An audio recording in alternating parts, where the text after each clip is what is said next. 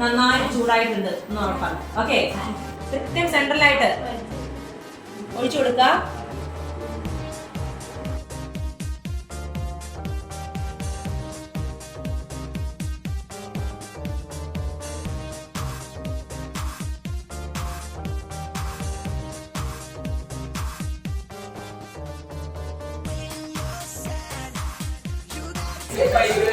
ചട്നിയെ പറഞ്ഞല്ലോ എല്ലാവരും എങ്ങനെ ഉണ്ടാക്കണം അറിയില്ലേ?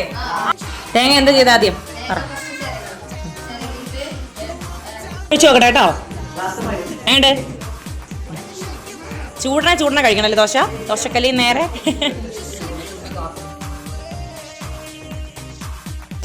ഗാർണിഷ് ചെയ്തൊക്കെ കൊടുക്കില്ലേ നമ്മള് ബ്രേക്ക്ഫാസ്റ്റ് ഒക്കെ, അതൊക്കെ നമ്മൾ ചെയ്യണം.